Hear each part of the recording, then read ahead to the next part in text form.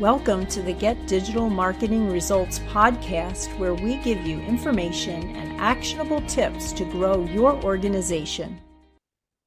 Hi, I'm Bob Clark.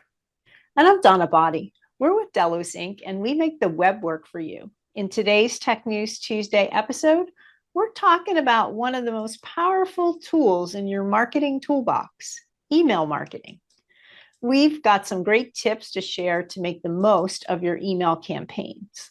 These are the tips that drive the most revenue. But the best part is these tips are simple enough for beginners to implement while still being a valuable reminder for your more seasoned marketers out there.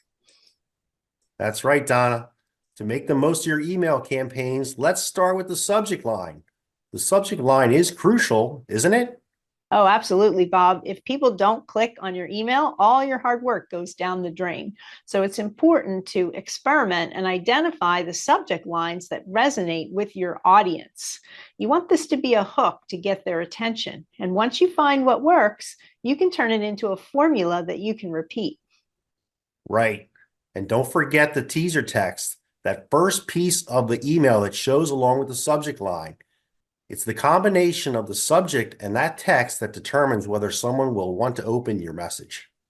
Exactly. And let's not forget about the content itself. If people aren't engaging with your emails, the content might not be what they want. That's a good point. You want to have something valuable they look forward to. This could mean delivering value directly in the email, telling a story, or focusing on topics you know your audience enjoys.